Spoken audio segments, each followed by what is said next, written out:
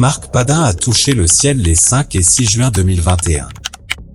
2 ans après avoir remporté quelques courses de petite ville après une carrière cycliste prometteuse chez les moins de 23 ans, l'Ukrainien était de retour pour remporter une épreuve du World Tour, le Critérium Dauphiné pour le Martien Barin Victorio où Damiano Caruso a terminé deuxième du Giro d'Italia et Sonny Colbrelli a réalisé ce qu'il n'avait jamais été près d'accomplir dans sa carrière professionnelle en remportant des courses par étapes, les championnats d'Europe et Paris-Roubaix. Avant de frôler la mort sur le vélo en plein milieu de la course. Tu te souviens comment Padin a remporté de façon hilarante sa première et sa dernière victoire au World Tour dans ce Dauphiné? Le coureur ukrainien est arrivé à ces 2 journées de haute montagne avec plus d'une demi-heure de retard sur le leader Alexei Lutsenko au classement général, selon ses dires, parce qu'il se sentait très mal, étant passé directement d'un camp d'entraînement en haute altitude après 2 mois de régime protéiné, pour perdre du poids au niveau de la mer à la nutrition de compétition. Mais soudain, dans l'un des cols les plus durs des Alpes, la Plagne, il a commencé à se sentir mieux, comme le dopé Stephen Roche lorsqu'il a commencé à couper les secondes de Probneci Delgado comme un animal dans ce col à l'été 1987. Soudain, face à l'attaque de favoris bien placés au classement général comme Richie Porte ou Sepkus, le jeune Padin a non seulement été capable de suivre leur roue, mais il s'est mis devant eux tous et, assis, sans faire une seule attaque, il a laissé l'un après l'autre ses rivaux jusqu'à ce qu'il se retrouve seul comme l'avait fait Ventolin Big Mig en 1995 également dans cette montée particulière.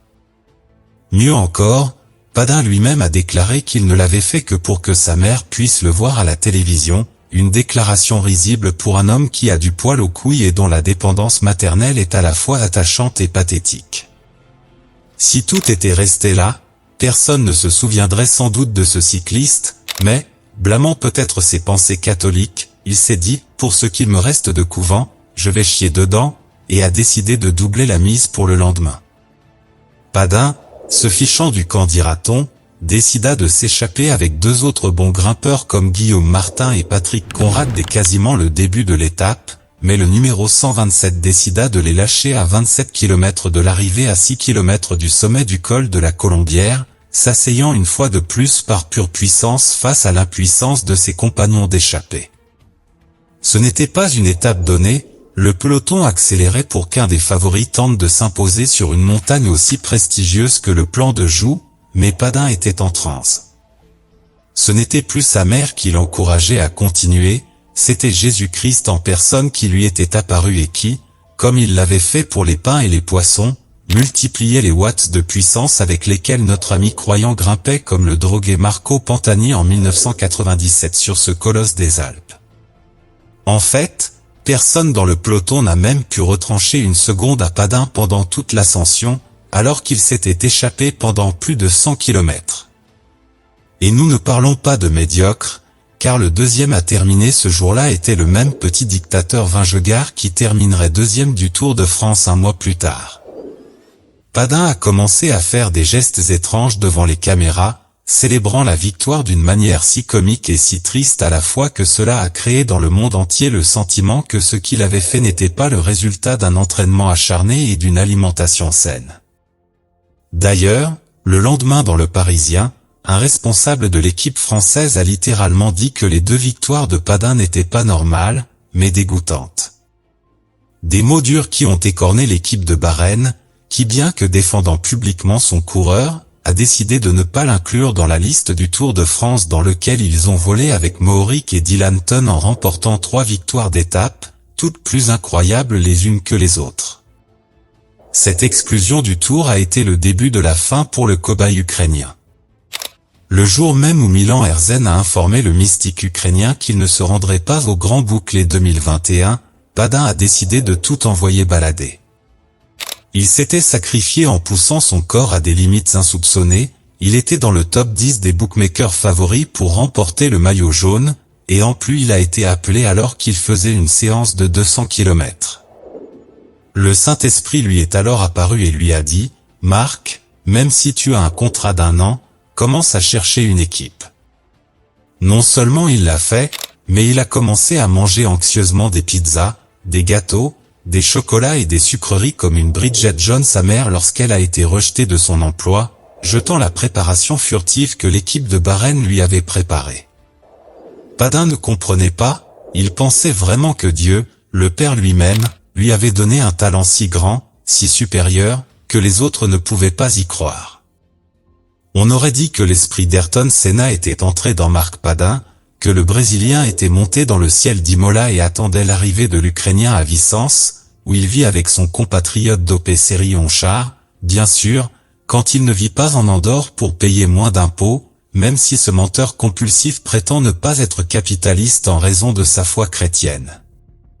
Il n'a jamais retrouvé le niveau qu'il avait montré au Dauphiné en cette année 2021 malgré sa participation à la Vuelta a España, mais malgré cela, un hipster a mordu à l'hameçon pour l'engager l'année suivante, le légendaire dopé, hypocrite et écrivain Jonathan Vogter. Lance Armstrong a utilisé Vogter comme Bart Simpson a utilisé Miloš Van Houten, on se demande parfois comment quelqu'un d'aussi intelligent peut être aussi crédule. Soudain, il a cru à l'histoire selon laquelle Padin était un cycliste avec un VO2 max énorme, le plus élevé qu'il ait jamais vu de sa vie après quelques tests en Toscane. L'agent de Padin lui a envoyé les dossiers pertinents du passeport biologique et a vu qu'il ne s'était pas dopé, que Marc avait soudainement cassé tous les modèles mathématiques du directeur des performances de l'équipe de Bahreïn dans ce Dauphiné. Le même jour, il lui a fait signer un contrat de 3 saisons pour une somme généreuse. Vogter avait mordu, et Padin commençait à se moquer des gringos. Lors de sa première course, il a remporté sa seule et dernière victoire avec Education First, un contre-la-montre dans la course du village galicien d'Ezequiel Mosquera, par coïncidence, le seul contre-la-montre qu'il ait jamais gagné dans sa vie. La guerre entre Russes et Ukrainiens venait d'éclater et Padin n'a pas hésité à arborer le drapeau bleu et jaune, l'excuse parfaite pour justifier les baisses de performance et les ingestions massives de malbouffe pour devenir gros comme Ansel dans la maison de la méchante sorcière. Les parents de Padin, qu'il aime tant, vivent à Seattle, mais il est trop affecté par la guerre et pense bien sûr au Donbass et non aux cols européens où il est payé pour travailler. L'Ukrainien a eu le culot de dire que pour lui, manger comme un cycliste professionnel l'ennuie, que c'est un travail et non un mode de vie sain. Il a donc continué à prendre du poids, devenant une mascotte d'Education First pour défendre la cause ukrainienne comme aime à le faire Vogter, le suiveur de Joe Biden. Il a commencé à collectionner les DNF et les DNS dans toutes les compétitions auxquelles il participait et Vogter a fini par le virer de l'équipe avant même qu'il n'ait terminé son contrat. Seule une équipe désespérée comme Corratec Vini Fantini, la même qui a voulu signer Nerito Quintana alors qu'il était déjà marqué par l'affaire du tramadol, a pris Padin, ravi de retourner en Italie avec ses pizzas-restaurants bien grasses chez Onchar. Eh bien, jusqu'à présent, en 2 compétitions, il a un DNF à Legheglia et un DNS à Tirno Adriatico, où il a terminé dernier dans plusieurs étapes. Oui, derrière même Chris Froome. Padin a 27 ans, et il continue de dire que ses victoires dans le Dauphiné n'étaient pas un miracle. Oui, nous ne pensons pas non plus que c'était l'œuvre de Dieu, c'était l'œuvre et la grâce des avancées chimiques.